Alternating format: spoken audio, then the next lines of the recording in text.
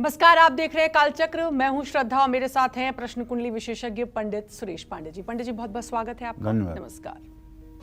दूसरों के हाथ में ना दे अपनी 5 चीजें, वरना अपने ही हाथों हो जाएगी किस्मत खराब। देखिए कालचक्र। तो चलिए आज की चर्चा को शुरू करते हैं। अक्सर हम घर या ऑफिस में दूसरों के हाथों में ऐसी छोटी बड़ी ऐसी चीजें दे देते हैं जिस पर हमारा ध्यान ही नहीं जाता। ऐसा करके हम अपने ही गुड लक को अपने से दूर कर देते हैं। इसीलिए आज पंडित जी से आपको वो 5 चीजें हम पूछने जा रहे हैं जो पंडित जी आपको बताएंगे, जिनको आपको डायरेक्ट दूसरों के हाथों में नहीं सौंपना है। तो चलिए सबसे पहले उस चीज की बात करते हैं जो अक्सर हम अपने पड़ोसियों को सौंप देते हैं। कौन सी है वो चीज, आइए जानते हैं। बताइए पंडित जी, कौन सी वो चीज है जो पड़ोसियों को हम अक्सर दे देते हैं? देखिए, हरी मिर्च का संबंध बुध ग्रह से है और लाल मिर्च का संबंध मंगल ग्रह से है। हरी मिर्च जो खाई जाती है, लाल मिर्च जो खाई जाती है, इनका संबंध क्रमशः बुध और मंगल ग्रह से है। कई बार आपके पड़ोसी आपसे मिर्च मांगने आ जाते हैं, लेकिन मिर्च दूसरों को देते समय इस बात का ध्यान रखें कि जल्दबाजी में इसको उनके हाथ में मिर्च ना रखकर दें, बल्कि किसी कटोरी या प्लेट पर रखकर दें और लेने वाले को अपने आप ही मिर्च उठाने दें। मिर्च में कड़वाहट और तीखापन होता है। बुध और मंगल ग्रह का प्रतिनिधित्व करने के कारण दूसरों को हाथ में मिर्च देने वालों की बुद्धि का नाश होता है, क्रोध बढ़ता है और कर्ज बढ़ने की संभावना बढ़ जाती है। इसके साथ ही मिर्च देने और लेने वाले के रिश्तों में कड़वाहट आ जाती है, दरार आने की संभावना हो जाती है। तो इसलिए ध्यान रखें, जब भी किसी को मिर्च दें तो किसी प्लेट में या कटोरी में ही रख करके दें, हाथ में बिल्कुल ना दें। ये अशुभ कारक है। जय मां विंध्यवासिनी। आरती हमारे साथ कॉलर जुड़ चुकी हैं छपरा बिहार से। आरती जी, स्वागत है, बात कर सकती हैं आप पंडित जी से। हाँ, प्रणाम पंडित जी। हाँ, सुखी रहिए। मेरा 2 ठो लड़का है पंडित जी। थोड़ा तेज बोले आरती जी आप। मेरा 2 ठो लड़का है, एक का नाम है अविनाश और एक का नाम संदीप है। उसका जन्म है 1995 तारीख सितंबर महीना में 20 तारीख को रात को 11:10 पर। और एक लड़का के जन्म है 2000 का फरवरी महीना में। क्या पूछना चाहती हैं आरती जी? आप अपना सीधे सवाल पूछे, उम्र बताएं, सवाल पूछे। इतना मैं अपने लड़का के बारे में जानना चाहती हूँ। जो एक लड़का का नाम मैंने जन्म है 95 का। चलिए पंडित जी से हम उनके भविष्य के बारे में जान लेते हैं। आपके पुत्र भाव का स्वामी आरती सूर्य है और उससे द्वितीय सप्तम भाव के स्वामी क्रमशः बुध और शनि होते हैं, जो द्वितीय द्वादश का संबंध बनाते हैं। ये बड़े वाले बेटे का अभी आपके भाग्योदय नहीं हुआ है। इसका भविष्य भी ठीक नहीं है। इसका वर्तमान अभी ठीक नहीं चल रहा है। अभी काम धंधे में ये ठीक से नियोजित नहीं हो पा रहा है। इसको ज़रूरत है कि रोज़ दुर्गा चालीसा का पाठ करे, भगवती दुर्गा की पूजा उपासना करे, जिससे इसका आगे आने वाला समय अच्छा हो। और एक और कॉलर हमारे साथ जुड़ गए, उनसे भी बात करेंगे, लेकिन उससे पहले सभी कॉलर जिनसे अब हम बात करेंगे वो इस बात को समझ ले, इतना कंफ्यूजन आप लोग क्रिएट मत करा करिए। प्रश्न कुंडली के हिसाब से पंडित जी देखते हैं। हमेशा मैं जब पंडित जी का संबोधन करती हूँ तो भी कहती हूँ प्रश्न कुंडली विशेषज्ञ, आपको सिर्फ उम्र जिसके बारे में पूछ रहे हैं उससे अपना रिश्ता और नाम बताना है। आपको पंडित जी बता देंगे। आप डेट ऑफ बर्थ कुछ लोग भूल जाते हैं, कुछ लोग फिर उसी टाइम याद करने की कोशिश करते हैं और खुद कंफ्यूज हो जाते हैं, उनको नहीं पता। जैसे इससे पहले आरती जी ने किया, 2 बेटों के बारे में जानना है, कभी समय नहीं याद आ रहा है तो कभी साल याद नहीं आ रहा है। सीधे सीधे अपने बच्चों की या जिसके बारे में भी जानना चाहते हैं, आप कहें कि पंडित जी इतनी उम्र है, ये नाम है, बता दीजिए जो भी आपको पूछना है। अवधेश हमारे साथ जुड़ चुके हैं। अवधेश जी, स्वागत है, बात कर सकते हैं पंडित जी से। प्रणाम। थोड़ा तेज बोलें अवधेश जी। जी प्रणाम पंडित जी। हाँ, सुखी रहिए। मेरी उम्र 46 साल है। जन्म कुंडली तो है नहीं मेरे पास, पर यह है कि हमने एक प्लाट ही खरीदा था, उसको हमको बेचना है, वो बिक नहीं पा रहा है। प्रयास करिए, अप्रैल मई के बीच में बिकने का संयोग बनेगा। अभी प्रयास करते रहिए, अप्रैल मई तक बिकने के संयोग बनेंगे। कॉलर हमारे साथ जुड़ चुकी हैं। मीरा जी, बहुत बहुत स्वागत है। बात कर सकती हैं आप पंडित जी से। बोलिए पंडित जी, मनोज अग्रवाल के नाम से बात करनी है। मीरा देवी बोल रही हूँ चंडीगढ़ से। जी, क्या जानना चाहती हो मीरा? 16 अप्रैल में जन्म हुआ है। उसके लिए पूछना है कि शादी कब उसकी ठीक होगी। पहले वाली शादी टूट चुकी है, तो ये बताओ कि ठीक ठाक होगी उसकी शादी कि नहीं होगी। मनोज के विवाह का योग बना हुआ है, इनके दूसरे विवाह का योग बना हुआ है। बहुत विलंब की स्थिति नहीं है। अभी से लेकर के मई जून तक इनके विवाह का संयोग बना हुआ है। विवाह इनका हो जाएगा, लेकिन इनको चाहिए कि विष्णु सहस्त्र नाम का अगर रोज पाठ कर लें तो शायद इनका विवाह ठीक चलेगा, नहीं तो दूसरे विवाह में भी दिक्कत आने की संभावना बनी हुई है। जय मां विंध्यवासिनी। तो भाई पहली तो चीज़ है मिर्च, जो नहीं सौंपनी है। पड़ोसी अक्सर आ जाते हैं कि आपके यहाँ मिर्च है या हरी मिर्च है, हम ही लोग मांग लेते हैं, नहीं सौंपनी है, नहीं तो उस रिश्ते में भी एक कड़वाहट आ जाएगी, एक तीखापन आ जाएगा।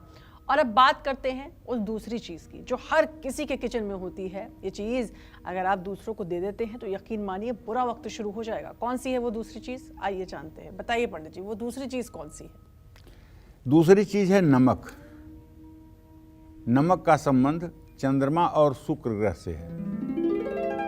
नमक कभी भी किसी की हथेली में सीधे नहीं देना चाहिए। बचपन से ही हमें सिखाया जाता है। नमक किसी को अगर आपको देना हो तो किसी बर्तन में रखकर, नमक का पैकेट भी किसी के हाथ में भूलकर नहीं रखना चाहिए।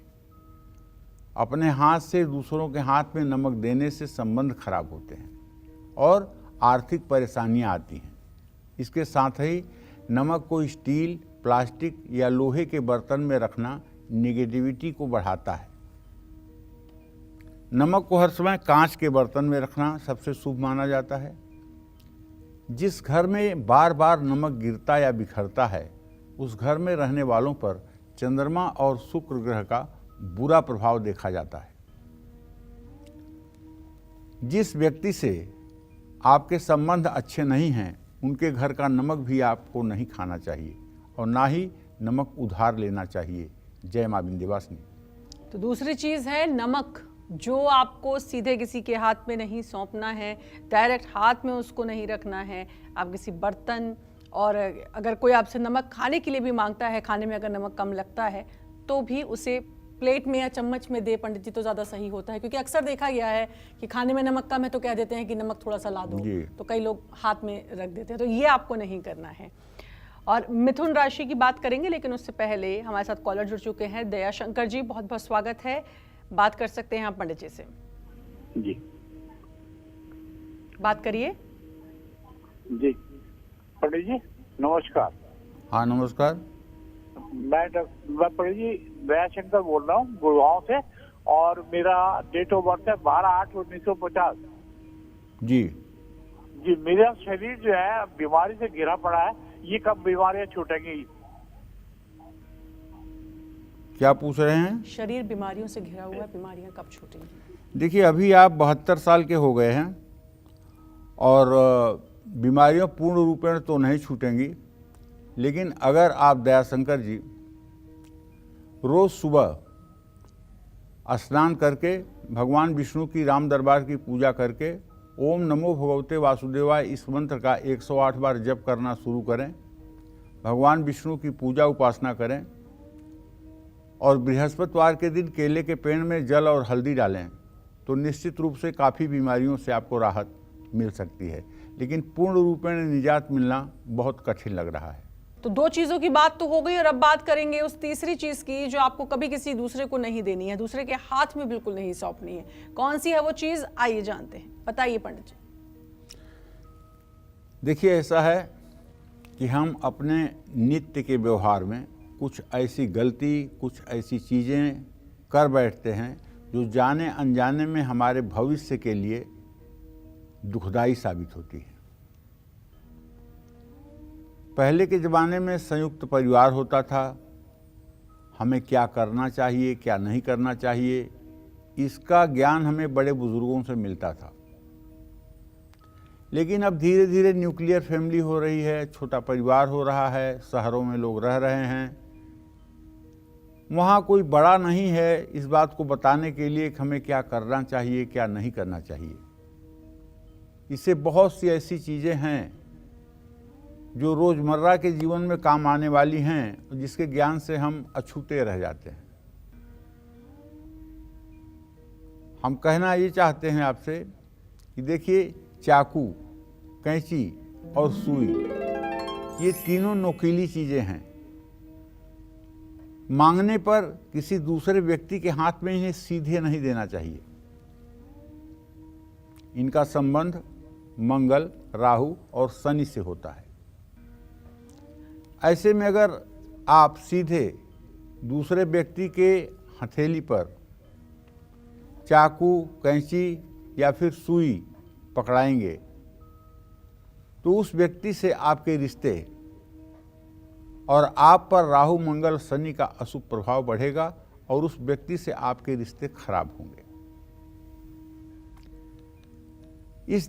इन धारदार चीज़ों को देने और लेने वाले व्यक्ति के रिश्तों में दरार आ जाएगी। किसी कानूनी मामले में फंसने की संभावना बढ़ जाएगी और इस बात का ध्यान रखें कि अगर चाकू आप अपने डाइनिंग टेबल पर भी रखते हैं तो चाकू का नुकीला हिस्सा हर समय नीचे की तरफ ही रखें, कभी ऊपर की तरफ करके ना रखें। चाकू हो या कैंची, इसका नुकीला सिरा हर समय नीचे की तरफ ही रखें, ऊपर की तरफ और खुले में इसका नुकीला सिरा न रखें। इससे नेगेटिविटी आती है और इससे घर में रहने वाले लोगों की बुद्धि भ्रमित होती है। जय मां विंध्यवासिनी। तो चाकू, कैंची, सुई, ये नुकीली जो चीजें होती हैं, ये भी नहीं देनी है किसी को। कॉलर जुड़ चुके हैं। सूर्या जी, स्वागत है, बात कर सकते हैं आप पंडित जी से। हाँ, पंडित जी प्रणाम। सुखी रहिए। मैं सूर्या बोल रही हूँ अहमदाबाद से जी। मेरा 2 लड़के हैं, 2 लड़के के बारे में पूछना चाहती हूँ। मेरा छोटा लड़का है, उसकी शादी दूसरी कब होगी? और पहले टूट चुकी है। और बड़ा लड़का है और छोटा लड़के की जन्म तारीख है 8/3/91 और बड़े लड़के की याद नहीं है, उसकी 26 साल उम्र है, 36 साल, 35 और 36। उसकी शादी हो गई है लेकिन चल नहीं रही है। देखिए, अभी आपके छोटे बेटे के विवाह में विलंब बना हुआ है। अभी ये विलंब 1 से 1.5 वर्ष का भी हो सकता है। घर का माहौल कुछ बहुत सही नहीं है, जिसके कारण न तो घर में खुशियां हैं, न तो रिश्ते हो पा रहे हैं और न ही घर का विकास हो पा रहा है। सूर्या जी, मैं आपसे कहना चाहूँगा कि आप एक राम दरबार का चित्र अपने घर के पूजा स्थान में लगाएं, रोज़ घी का दिया जलाएं, राम रक्षा स्तोत्र का सुबह शाम पाठ करें और नवग्रह स्तोत्र का सुबह शाम पाठ करें। आपके घर में बहुत नेगेटिविटी है, आपके घर में बहुत वास्तु दोष है, जिसके कारण आपके परिवार में रहने वाला कोई व्यक्ति खुश नहीं है, इसलिए रिश्ते भी नहीं हो रहे हैं। अगर आप नित्य नवग्रह स्तोत्र का पाठ करना शुरू कर दें और राम रक्षा स्तोत्र का पाठ करना शुरू कर दें तो बहुत जल्द ही आपके परिवार में खुशियां भी आएंगी और परिवार का माहौल भी खुशनुमा होगा। जय मां विंध्यवासिनी। और अब चौथी चीज कौन सी है जिसको हमें किसी को नहीं देना चाहिए और इस बात का हम ख्याल भी रखेंगे, ये जानेंगे हम पंडित जी से। लेकिन उससे पहले कॉलर है कमल दिल्ली से। कमल जी, स्वागत है, बात कर सकते हैं आप पंडित जी से। हेलो। हाँ, बोलिए। हाँ, राम राम पंडित जी। कमल जी, थोड़ा सा तेज बोले आप। मेरी डेट ऑफ बर्थ है पंडित जी 23 जुलाई 1974, जी। सुबह के टाइम मैं अपने भविष्य के बारे में पूछना चाहता हूँ पंडित जी। चलिए मैं आपको बताता हूँ कमल जी। आपके प्रश्न लग्न का स्वामी बुध है, द्वितीय भाव का स्वामी चंद्रमा और सप्तम भाव का स्वामी बृहस्पति। चंद्रमा और बृहस्पति दोनों का षडाष्टक योग बन रहा है। न तो वर्तमान ठीक है न भविष्य अच्छा लग रहा है, दोनों ही समय आपका खराब बना हुआ है। ऐसे में आपको चाहिए कि किसी शिव मंदिर में जा कर के नित्य प्रातः काल ओम नमः शिवाय का 24 मिनट जप किया करें। भगवान शिव को जल दूध बेलपत्र चढ़ाएं, घी का दिया जलाएं। ऐसा उपाय करने से 1 वर्ष के बाद आपकी आर्थिक स्थिति भी ठीक हो जाएगी और आपका पारिवारिक वातावरण भी अच्छा हो जाएगा। जय मां विंध्यवासिनी। और अब बात करते हैं उस चौथी चीज की जो हम अक्सर ऑफिस, लाइब्रेरी या बैंक में दूसरों के हाथों में बिना सोचे समझे दे देते हैं, लेकिन हमें इसके नेगेटिव इफेक्ट्स के बारे में बिल्कुल नहीं पता है। कौन सी है वो चौथी चीज, आइए जानते हैं। बताएं पंडित जी, वो चौथी चीज कौन सी है? देखिए, किताबों का, धर्म ग्रंथों का जो संबंध है वो बृहस्पति से है। देवानाम च गुरुणाम च गुरुम कांचन सन्निभम बुद्धिभूतम त्रिलोकेशम तम नमामि बृहस्पतिम। नीति शास्त्र में कहा गया है, लेखनी पुस्तिका नारी पर हस्ते न दीयते। लेखनी माने कलम, पुस्तिका माने किताब, नारी माने अपनी पत्नी। ये 3 चीज दूसरे के हाथ में नहीं देनी चाहिए, दूसरे के विश्वास पर नहीं देनी चाहिए, ना ही सीधे उनके हाथ में ये चीज़ें सौंपनी चाहिए। ऐसा करने से पढ़ाई में मन नहीं लगता है, रुकावट आती है, एकाग्रता कमज़ोर होती है, आपको अपनी मेहनत का पूरा फल नहीं मिलेगा। इसी तरह से अपना पेन भी आपको दूसरे व्यक्ति की हथेली में सीधे नहीं देना चाहिए। आप जिस पेन का सबसे ज़्यादा इस्तेमाल करते हैं उसको भी दूसरों को नहीं देना चाहिए। आपसे कोई पेन मांगे तो दूसरों के हाथ में भी पेन सीधे ना दें। ऐसा करने से आपकी लेखन शक्ति प्रभावित होगी, आप सही समय पर सही फैसले नहीं ले पाएंगे। जिस भी महत्वपूर्ण काम में आप अपना पेन इस्तेमाल करेंगे उसमें रुकावट आने की संभावना बढ़ जाएगी।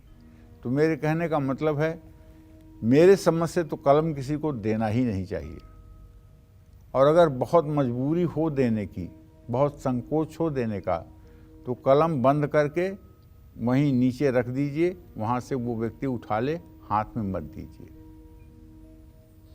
तो इससे थोड़े से संबंध बच सकते हैं। लेकिन ये नीति का श्लोक है, लेखनी पुस्तिका नारी पर हस्तम न दीयते। ये सच में आज भी उतना ही प्रासंगिक है जब ये कहा जाता था। लेखनी माने अपनी कलम, पुस्तिका माने अपनी किताबें, नारी माने आप समझ ही रहे हैं अपनी पत्नी। ये किसी दूसरे के विश्वास पर नहीं देनी चाहिए, ये शास्त्र का हमारे मत है। जय मां विंध्यवासिनी। और वो 5वीं चीज कौन सी है जो हम दूसरों के हाथों में ना दें, ये जानेंगे पंडित जी से। लेकिन उससे पहले देवरिया से कॉलर जुड़ चुकी हैं। पूनम जी, स्वागत है, बात करिए पंडित जी से। पूनम जी, बात कर सकती हैं आप पंडित जी से। प्रणाम पंडित जी। हाँ, सुखी रहो बेटा। पंडित जी, हम अपने बेटे के बारे में और अपने बारे में कुछ जानना चाहते हैं पंडित जी। जी। मेरा बेटा का जन्म है 11 मई 2009 और मेरा जन्म तिथि है 26/1/91। पंडित जी, मेरा बेटा पढ़ेगा आगे कि नहीं पढ़ेगा? बड़ा चंचल स्वभाव का है और हम अपने भविष्य के बारे में जानते हैं, मेरी सरकारी जॉब होगी या नहीं? खूब बढ़िया पढ़ेगा। चंचल है ये बात अच्छी है, अभी 13 साल का हुआ है। इसको एक 3 मुखी रुद्राक्ष पीले धागे में करके बृहस्पतिवार के दिन गले में धारण करवा दो, और रविवार के दिन बेलपत्र के पेड़ के नीचे जा कर के उसकी थोड़ी सी जड़ निकाल करके और उसे साफ सफा करके पिंक कलर धागे में बांध करके उसके दाहिने हाथ पर बेल की जड़ बांध दो। ये 2 उपाय करने से उसकी पढ़ाई में सुधार शुरू हो जाएगा। और जहाँ तक आपके नौकरी का प्रश्न है, मुझे आपकी नौकरी सरकारी होती हुई नहीं दिखाई दे रही है। प्राइवेट सेक्टर में आप अपनी किस्मत आजमा सकती हैं। जय मां विंध्यवासिनी। और एक और कॉलर हमारे साथ जुड़ चुके हैं, संत कुमार जी गाजियाबाद से। संत कुमार जी, स्वागत है, बात करिए आप पंडित जी से।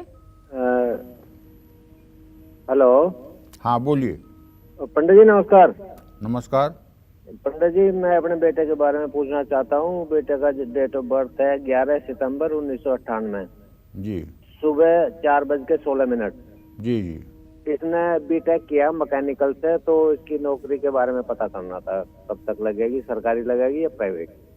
देखिए ऐसा है संत कुमार जी, आपके पुत्र भाव का स्वामी बुध है, उससे दशम भाव का स्वामी जीविका भाव का स्वामी बृहस्पति है। अभी अप्रैल 2023 तक तो कोई नौकरी लगती हुई नहीं दिखाई दे रही है। कैंपस सिलेक्शन भी इनका नहीं हुआ है और इन्हें नौकरी के लिए काफ़ी ठोकर खाने के बाद सफलता मिलेगी। अप्रैल 2023 के बाद 23 अप्रैल 2023 के बाद इनको नौकरी का योग बनेगा।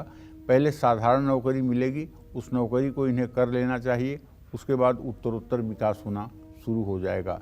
जय मां विंध्यवासिनी। और अब बात करते हैं उस पांचवी चीज की जिसको हमें दूसरों के हाथ में बिल्कुल नहीं देना चाहिए, वरना कुंडली में बैठे शुभ ग्रह भी अशुभ असर डालेंगे। कौन सी है वो पांचवी चीज, आइए जानते हैं पंडित जी से। बताएं पंडित जी। वैसे तो सभी फूलों का संबंध शुक्र ग्रह से है, लेकिन अलग अलग फूलों का उनकी सुगंध और उनके रंग के आधार पर अलग अलग ग्रहों से संबंध माना जाता है। ऐसे में जब आप किसी दूसरे व्यक्ति के हाथ में फूल रख कर देते हैं तो न सिर्फ एक ग्रह बल्कि नवग्रहों का बुरा प्रभाव आप पर पड़ना शुरू हो जाता है। इसलिए कभी भी फूल किसी दूसरे व्यक्ति के हथेली पर सीधे नहीं देना चाहिए। देना है तो किसी बर्तन में रखकर फूल दें। मान्यता है कि जो फूल किसी ने आपको हाथ में पकड़ाया हो उससे देवी देवताओं की पूजा नहीं की जानी चाहिए। पूजा के फूल सीधे जमीन पर भी नहीं रखे जाने चाहिए। इन सब चीज़ों का ध्यान रखना चाहिए। अब आप सोच रहे होंगे कि ये तो ऐसा कह रहे हैं कि फूल को हाथ में देना चाहिए और गुलाब का फूल तो हाथ से हाथ में ही दिया जाता है, तभी प्रेम का इजहार होता है। ये कैसी विडंबना है। तो ये पश्चिमी संस्कृति है, ये हमारी संस्कृति नहीं है, ये पश्चिमी संस्कृति है फूल हाथ में देने की। और हमारे यहाँ तो सीधे सीधे 8 प्रकार के विवाह मनुस्मृति में बताया गया है, जिसमें गंधर्व विवाह जो है उसमें जयमाल डाल देने मात्र से विवाह हो जाता है। ब्रह्म विवाह जो हम लोगों का विवाह प्रचलित है, ये ब्रह्म विवाह है। इसके बाद में गंधर्व विवाह होता है, यक्ष विवाह होता है, पिशाच विवाह होता है, चांडाल विवाह होता है, प्रेत विवाह होता है। इस तरह के 8 विवाह मनुस्मृति में बताए गए हैं, जिसमें गंधर्व विवाह अंगूठी पहना करके और जयमाल डाल करके ही विवाह की पूर्णता हो जाती है और उसमें सिंदूर दान वगैरह करने की प्रक्रिया बाकी नहीं रह जाती है, केवल जयमाल डालने से ही विवाह हो जाता है। तो कहने का आशय ये है कि हमारी संस्कृति, हमारी सभ्यता बहुत पुरानी है, सनातन सभ्यता सदा सर्वदा की रही है। तो हमें इस बात को ध्यान में नहीं देना चाहिए कि हाथ में फूल नहीं देंगे तो प्यार नहीं होगा। हाथ में फूल बिना दिए भी प्यार होगा। जय मां विंध्यवासिनी। आज से घर की छत पर जरूर करें गौर, क्योंकि आपकी छत से जुड़ी है आपकी किस्मत। कैसे, आइए जानते हैं पंडित जी से। बताएं पंडित जी। देखिए, घर की छत पर कबाड़ या फालतू सामान कभी नहीं रखना चाहिए। घर की छत पर चील कौओं का आना बिल्कुल शुभ नहीं होता है। छत कभी भी तिरछा नहीं होना चाहिए, इससे परिवार के सदस्यों में डिप्रेशन और सेहत से जुड़ी समस्याएं उत्पन्न होती हैं। घर में कांटेदार और दूध निकलने वाले पौधे नहीं लगाने चाहिए, इससे परिवार में नकारात्मकता आती है। अपनी छत पर लोग अक्सर कपड़े, अनाज या गद्दे धोते हैं, ऐसा करने से रिश्ते खराब होते हैं। झाड़ू को घर की छत पर या घर के बाहर कभी नहीं रखना चाहिए, ऐसा करने से घर में हमेशा नुकसान होता है। अपने घर की छत को महीने में 1 बार पानी से जरूर धोएं, इससे परिवार पर सकारात्मक असर पड़ेगा। जय मां विंध्यवासिनी।